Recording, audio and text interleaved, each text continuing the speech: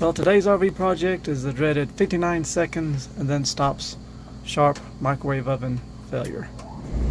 And so we're about to take it out.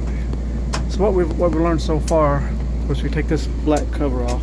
It had just two small, very small black Phillips screws. We got those out, got the cover off. And now we got these, there's three long screws like this. And you can see where they're at.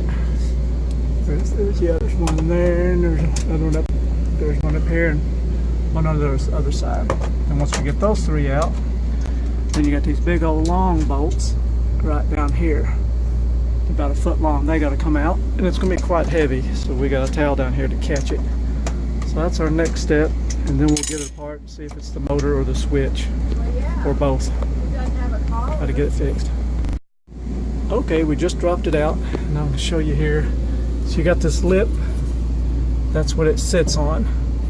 So get ready, and it's quite heavy because we have two of us and it made it fairly easy.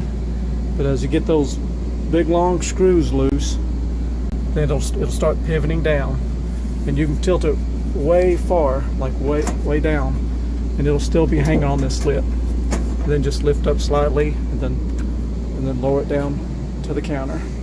That worked out pretty easy, but definitely two people would be the preferred thing, and be ready to have your cord to unplug when you once you start bringing it down.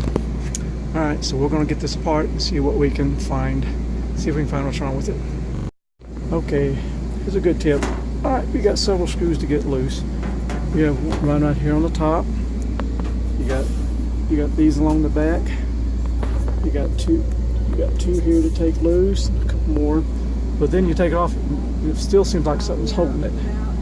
And what's holding it will be this little clip right here. So you'll pull it backward. It kind of, it's hard to do this one-handed. But there, you see that lip that runs all, this little lip that runs all the way across. It locks under this piece. So you shove all the metal kind of back, the cabinet back, and then it will unlock. So that's what we figured out so far. We're getting closer. Okay, we're inside of it now. To get to it, you take this little panel off. It's got three screws, and the one's kind of almost hidden. It's at the very bottom. It goes right in here. So you have to have a long Phillips screwdriver to get to it. Get the three screws out and get that panel off. And you can see right in there, because there's the motor. Then there's a little micro switch. And there's capacitor. Of course, of course, it is unplugged. And I took a screwdriver here and discharged the capacitor so we don't get zapped. And there's a screw on the back side. Take that little screw out right here, and you can get the capacitor out of your way. So I'm going to do that now. I'm going to do a little test to try to confirm if it's the motor or the switch. My assumption is with this door closed, then it will trip the switch and it should keep working. My assumption is it's a bad motor. But we're going to do a little test and see. So let's get to that next. Okay, a couple things. We've got the components out, but I was wanting to show you because there's a little bitty screw to get this motor loose. Of course, everything's unplugged and I've discharged the capacitor. But to get that little motor out, it's a booger. And the way I did it is I got me a 1/4-inch ratchet, 1/4-inch socket, and put this little bit in there. And that enabled me to get in there and get that little screw out. And got, of course, in the motor twist out pretty easy. And then the switch is kind of locked in there with this little metal tab right there. Just kind of bend it back, switch will pop right out. So we're going to get these ordered. I seen them on Amazon. They both got part numbers right on them, so you just Google these numbers, get them on the way. So what else was I was going to mention. This is that big long, because you wonder how these things are held in place. See this big long bolt? That's what does it. You see how it goes all the way through to the bottom? So when you're taking that out, that's what's supporting the weight of this thing. It goes up and then screws into this section here. So those two bolts, because then there's three up here, but just they don't do a whole lot, but they help, I guess. But the bulk of the weight is being supported by those screws.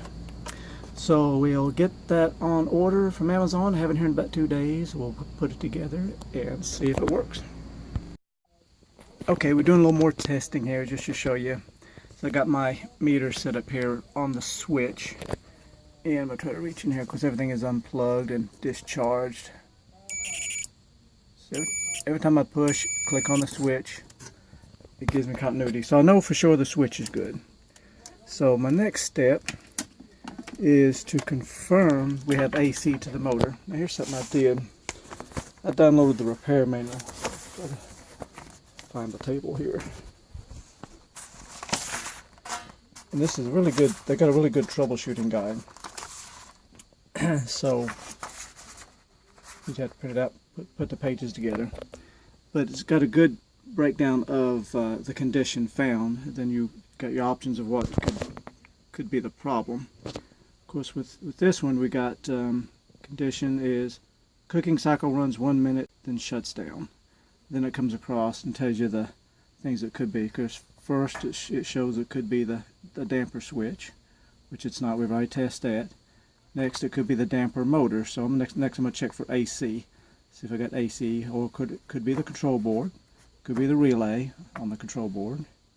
It could be a shorted wire, according to their info. You just follow the chart up. So I'm going to test the motor, which that's the most common failure, but I'm going to test it first. Make sure we have AC going to it, and then I know for sure it is the motor. So I did check. I did have AC current, so our diagnosis was correct. It did need a motor. So now we've got the new motor plugged up, and I'm going to plug it in, and I'll show you just kind of how it works. And I noticed when you plug it up, the little motor just automatically comes on, even though I haven't activated anything on the front. So the motor starts turning, and of course when it's all back together, it'll eventually will trip the switch here. And so I guess it knows what position it's in, whether the door is open or closed. And of course you can see the door back in there, how it opens and closes. So I guess as it when you first plug it up, it looks at it and says, okay, am I open, am I closed, am I in microwave oven mode, or am I in convection mode? Because depending on what cook mode you're in, the door needs to be open or closed. If you're in microwave, then the door has to be open to let the steam escape. But if you're in convection mode, then the door has to be closed, so it will trap the hot air and eventually warm up. So that's why it stops at 59 seconds. You know, it's running, and it senses the switch never does get tripped. The door never does close. By default, the door is always open, if I remember right.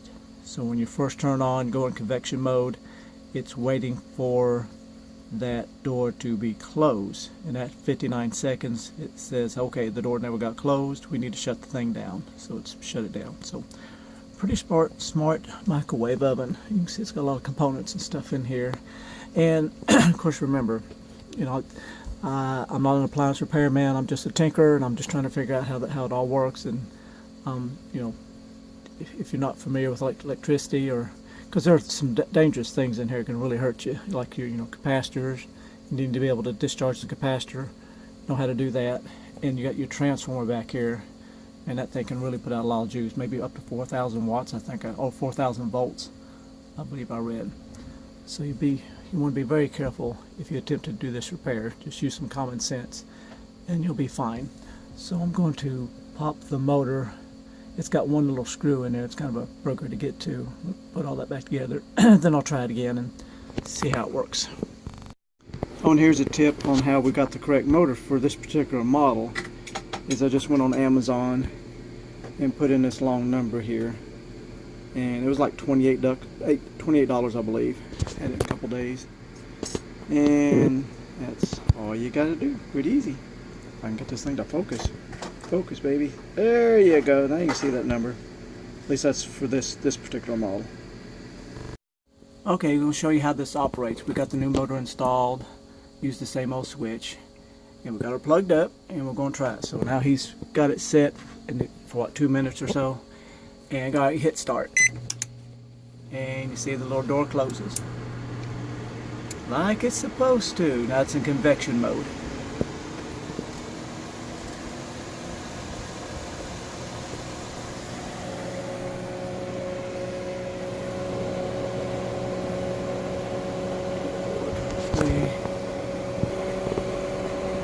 Okay, as you can see, we got past the 1 minute mark and it's still working.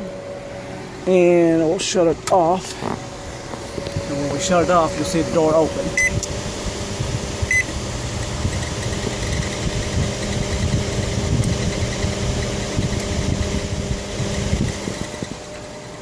So that's how it's supposed to work. So I guess we'll call this repair a success. And we'll put the cover and everything back together, mount it back up in its hole, and we'll be done with this. Hope this helps somebody out. Thanks for watching. Have a great day.